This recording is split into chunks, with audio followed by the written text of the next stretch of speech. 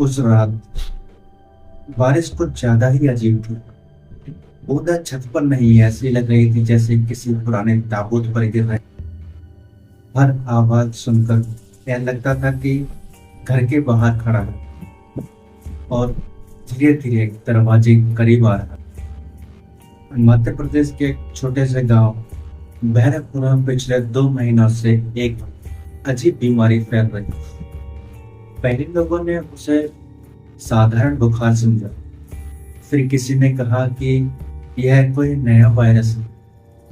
लेकिन जब बीमार लोगों के साथ होने वाली घटनाएं सामने आने लगी तो पूरे गांव में डर फैल गया। बीमारी की शुरुआत हमेशा एक जैसी हो।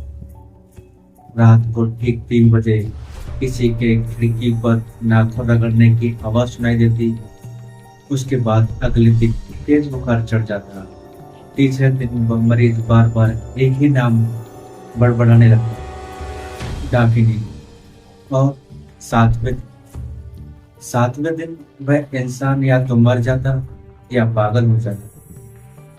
गांव के लोग अब इसे डाकनी का प्रकोप कहने लगे, लेकिन जिला अस्पताल से आए डॉक्टर का कहना था कि यह किसी वायरस का असर है। इन्हीं अफवाहों के बीच शहर से पत्रकार और यूट्यूबर राघव कैमरे के साथ भैरवपुर पहुंचा। उसे रहस्यमय इस घटनाओं पर वीडियो बनाने का शौक। जैसे ही वह गांव में दाखिल हुआ, उसने महसूस किया कि यहाँ का माहौल सामान्य नहीं था। सड़कें सुनसान थी, बच्चे घरों से बाहर नहीं निकल रहे थे। हर दरवाजे पर नींबू मिर्च और राख के निशान बने हुए। गांव के चौक पर बैठे बूढ़े लोग उसे घूर रहे थे। राघव ने कैमरा चालू किया। दोस्तों, मैं इस वक्त भैरवपुर गांव में हूं, जहां पिछले कुछ समय से एक रहस्यमय बीमारी ने लोगों को अपनी चपेट में ले रखा है। कुछ लोग इसे वायरस कह रहे हैं, जबकि गांव वालों का दावा है कि यह डाकिनी का श्राप। इतना बोलकर वह आगे बढ़ा। उसी समय एक बूढ़ी औरत उसके पास आई। उसकी आंखें धसी हुई थी और चेहरे पर झुर्रियां ऐसे फैली हुई थी जैसे सूखी मिट्टी में दरारें पड़ जाती। वह धीरे से बोली, शहर वाले हो? हाँ। वापस चले जाओ। क्यों? बूढ़ी औरत ने कांपते हुए कहा, जिसे तुम बीमारी समझ रहे हो वो भूख है। किसकी भूख? औरत ने जवाब नहीं दिया और तेजी से मुड़ी और अंधेरे में गायब हो गई। राघव को यह सब अंधविश्वास लगा। उसने फैसला किया कि सबसे पहले उन मरीजों से मिलेगा जो इस बीमारी से पीड़ित हैं। गांव के सरपंच ने उसे एक घर दिखाया। घर के अंदर करीब 20 साल का लड़का खाट पर पड़ा था। उसका शरीर बुखार से तप रहा, लेकिन सबसे डरावनी बात उसकी आंखें थी। पुतलियां पूरी तरह सफेद हो चुकी थी। राघव ने कैमरा उसकी ओर घुमाया। तभी लड़के ने अचानक आंखें खोली और सीधा कैमरे की तरफ देखने लगा। उसके होठ हिले। वो आ रही है। कैमरे में मौजूद सभी लोग काबू थे। कौन है? राघव ने पूछा। लड़का हंसने लगा, पहले धीरे, फिर जोर जोर से। फिर उसकी आवाज किसी बूढ़ी औरत जैसी हो गई, डाकिनी। अचानक उसका शरीर झटके खाने लगा। डॉक्टरों ने उसे पकड़ लिया। कुछ सेकंड बाद वह शांत हो गया। राघव का दिल तेजी से धड़क था, लेकिन उसने खुद को समझाया, यह सिर्फ एक बीमारी का असर है, बस बीमारी। उस रात वह गांव के स्कूल में रुका था, जहां बाहर से आए डॉक्टर भी वहीं ठहरे हुए थे। डॉक्टर सीमा, जो इस टीम की प्रमुख थी, उन्होंने बताया, हमारे हिसाब से यह कोई दुर्लभ न्यूरोलॉजिकल संक्रमण हो सकता है। मरीजों के दिमाग पर असर पड़ रहा है, लेकिन सभी लोग एक ही नाम क्यों बोलते हैं? सीमा कुछ पल के लिए चुप हो गई, फिर बोली, यही बात तो हमें भी समझ नहीं आ रही। करीब रात के 2:30 बजे राघव की नींद खुली। बारिश हो रही थी, कमरे में बाकी लोग सो रहे थे। तभी खिड़की पर किसी के नाखून रगड़ने की आवाज आई।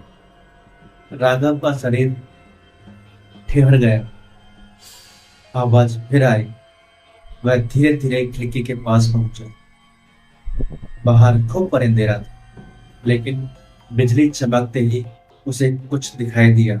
एक औरत, बहुत लंबी, बिखरे बाल, सफेद आंखें और होठों पर अजीब मुस्कान। बिजली गायब होते ही वह भी गायब हो गई। राघव ने तुरंत खिड़की खोली। बाहर कोई नहीं था, सिर्फ कीचड़ और कीचड़ में बने हुए उल्टे पैरों के निशान। उसी पल दूर से कहीं एक औरत की भयानक चीख सुनाई दी और पूरे गांव के कुत्ते एक साथ रोने लगे। कुत्तों के रोने की आवाज इतनी भयानक थी कि राघव का खून जम गया। वह तुरंत स्कूल से बाहर भागा। डॉक्टर सीमान और बाकी लोग भी जाग चुके थे। चीख गांव के पश्चिमी ओर से आ रहे। सभी टॉर्च लेकर उस दिशा में दौड़े। जब वे वहां पहुंचे तो एक झोपड़ी के बाहर दर्जन लोग जमा थे। अंदर एक वृद्ध महिला मृत पड़ी थी। उसकी आंखें पूरी तरह खुली हुई थी और चेहरे पर ऐसा आतंक था जैसे उसने मरने से पहले कोई असंभव चीज देख ली। लेकिन सबसे डरावनी बात यह थी कि उसकी छाती पर नाखूनों से बना एक निशान था। निशान किसी भाषा जैसा दिखाई दे रहा था। डॉक्टर सीमा ने तुरंत उसकी जांच शुरू की, मगर राघव की नजर कमरे के कोने में पड़ी एक पुरानी तस्वीर पर अटक गई। तस्वीर लगभग 50 साल पुरानी थी। उसमें गांव के कई लोग खड़े थे और उनके बीच एक औरत दिखाई दे रही थी। लंबे बाल, सफेद साड़ी, ठीक वैसे ही जैसे उसने खिड़की के बाहर देखी। राघव ने तस्वीर उठाई। ये कौन है? भीड़ में सन्नाटा छा गया। एक बूढ़ा आदमी कांपती हुई आवाज में बोला, मत पूछो बेटा। लेकिन राघव नहीं माना। काफी देर बाद गांव के सबसे बुजुर्ग व्यक्ति ने सच्चाई बताई। करीब 60 साल पहले भैरवपुर में कमला नाम की विधवा रहती थी। वह जंगल की जड़ी बूटियों से लोगों का इलाज करती। लेकिन एक साल गांव में रहस्यमय मौत होने लगी। लोगों ने बिना सबूत के कमला को डायन घोषित कर दिया। उसे गांव के बाहर पुराने बरगद से बांधकर जिंदा जला दिया गया। मरने से पहले कमला ने चीख कर कहा था, जिस दिन मेरा दर्द लौटेगा उस दिन तुम सब की नस्ल खत्म हो जाएगी। उसके बाद कई दशकों तक कुछ नहीं हुआ। फिर 2 महीने पहले गांव के कुछ लड़कों ने उसे बरगद के पास एक शराब की पार्टी रखी। उन्होंने वहां दबी पुरानी राख को खोद दिया और उसी दिन से बीमारी शुरू हो गई। राघव को पहली बार लगा कि शायद मामला सिर्फ वायरस का नहीं। अगली सुबह उसने पुराने बरगद के पेड़ के पास जाने का फैसला किया। डॉक्टर सीमा भी उसके साथ चली।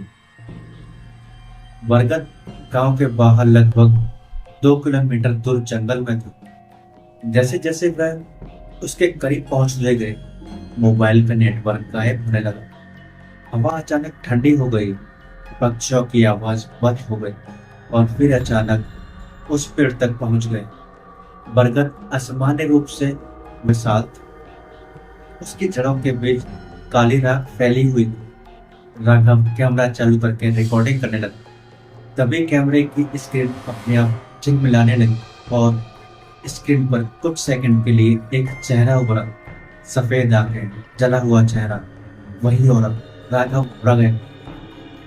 उसी समय डॉक्टर सीमा ने जमीन में दबा एक पुराना लोहे का डिब्बा देखा।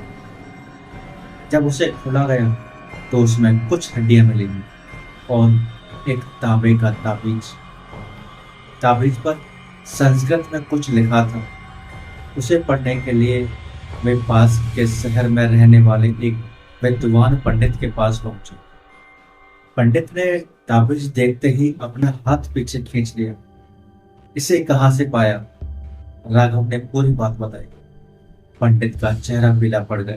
उन्होंने बताया कि यह ताबीज किसी साधारण महिला का नहीं था।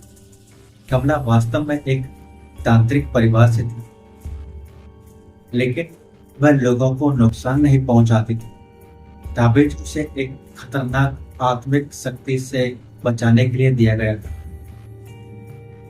जब गांव वालों ने उसे जिंदा जलाया गया, ताबीज भी उसके शरीर के साथ अलग हो गया और उसकी मृत्यु के साथ वह शक्ति मुक्त हो गया। तो क्या कमला ही डाकिनी है? राघव ने पूछा। पंडित ने सिर हिलाया। नहीं, कमला शिकार थी, डाकिनी कुछ और नहीं। यह सुनकर सबके पैरों तले जमीन खिसक गई। उस रात राघव ने कैमरे की रिकॉर्डिंग दोबारा देखी। फुटेज के फ्रेम में एक उसे कुछ दिखाई दिया। बरगद के पीछे कोई खड़ा था। जब उसने जूम किया तो उसकी सांसें रुक गई। वह कमला नहीं थी, वह उससे कहीं अधिक भयावह आकृति थी। असामान्य रूप से लंबी, काले बाल जमीन तक लटके हुए थे। चेहरे की जगह सिर्फ अंधेरा थी और आंखों की जगह दो जलती हुई लाल रोशनी। उसी क्षण कमरे की बिजली चली गई। पूरा घर अंधेरे में डूब गया। फिर वही आवाज आई, खिड़की पर नाखून रगड़ने की। लेकिन इस बार आवाज एक नहीं, कई खिड़कियों से आ रही। राघव ने बाहर देखा और उसका दिल रुकते रुकते बचा। पूरा गांव घरों से बाहर निकल आए, लेकिन लोग खुद नहीं निकले थे। वे नींद में चलते हुए बरगद की दिशा में जा रहे हैं। सैकड़ों लोग, खाली आंखें, बिना आवाज, मानो किसी ने उन्हें नियंत्रित किया हो। राघव, डॉक्टर सीमा और कुछ लोगों ने उनका पीछा किया। बरगद के पास पहुंचते ही सभी ग्रामीण एक साथ रुक गए और फिर उनके मुंह से एक ही आवाज निकली, भूख। अचानक जमीन फटने लगी। बरगद की जड़ों के बीच से काला धुआं उठने लगा और उस धुआं के भीतर वही आकृति दिखाई दी, डाकिनी। अब सब समझ आ गया। बीमारी वायरस नहीं थी, डाकिनी लोगों की जीवन शक्ति चूस रही थी। बुखार और पागलपन उसी प्रक्रिया का हिस्सा था। कमला की मौत के बाद दशकों तक ताबीज ने उसे कैद कर रखा था, लेकिन राख खोदे जाने के कारण बंधन टूट गया। डॉक्टर सीमा ने ताबीज कसकर पकड़ रखा था। पंडित ने उसे एक उपाय बताया। अगर ताबीज को डाकने के मूल स्थान पर अग्नि में समर्पित कर दिया जाए तो वह हमेशा के लिए समाप्त हो जाएगी। लेकिन ऐसा करने वाले की जान बचाना लगभग असंभव था। डाकिनी की लाल आंखें सीधे राघव पर टिक गई। उसे लगा जैसे कोई उसके दिमाग में घुस रहा हो। उसी समय उसे कमला की आवाज सुनाई दी, मुझे न्याय दो। राघव समझ गया, डाकिनी और कमला अलग थी। कमला की आत्मा अब भी पीड़ित थी। उसे ताबीज उठाया और जलती हुई जड़ों की ओर दौड़ पड़ी। डाकिनी ने भयानक चीख मारी। चारों तरफ तूफान शुरू हो गया। पेड़ हिलने लगे, जमीन कांपने लगी, लेकिन राघव रुका नहीं। आखिरी क्षण में उसने ताबीज को आग में फेंक दिया। एक हाथ अंधा कर देने वाला प्रकाश टूटा।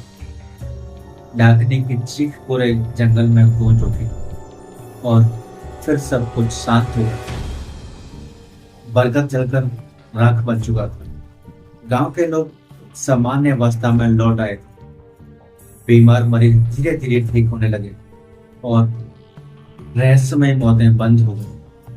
कुछ दिनों बाद राघव गांव छोड़ने लगा। वहां अब सिर्फ राख बची थी। जाने से पहले उसने कुछ दिनों बाद राघव गांव छोड़ने लगा। जाने से पहले भाई उसी स्थान पर गया जहां कभी बरगद खड़ा था।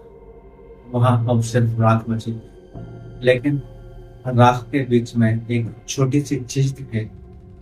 वह कमला की पुरानी तस्वीर थी। तस्वीर में पहली बार उसका चेहरे पर मुस्कान। राघव ने तस्वीर उठाई, तभी पीछे से किसी औरत की धीमी आवाज आई, धन्यवाद। वह पलट कर देखने लगा, लेकिन वहां कोई नहीं, सिर्फ हवा चल रही थी। और राघव मुस्कुराया और वापस मुड़ गया। उसे लगा कि सब खत्म हो चुका है, लेकिन कई महीनों बाद जब उसने उस घटना की रिकॉर्डिंग एडिट करना शुरू की, तो आखिरी फ्रेम में देखकर उसके हाथ कांप गए। वीडियो के बिल्कुल अंतिम सेकंड में उसके पीछे एक काली आकृति खड़ी थी, दो लाल आंखें और होठों पर मुस्कान, मानो डाकनी अब भी कहीं मौजूद है और किसी नए गांव में अपनी भूख मिटाने का इंतजार कर रही है। दोस्तों, आपको कहानी कैसी लगी कमेंट सेक्शन में जरूर बताएं। लाइक करें, शेयर करें और चैनल को सब्सक्राइब करें। मिलते हैं आपसे एक और अगले वीडियो में। तब तक के लिए धन्यवाद।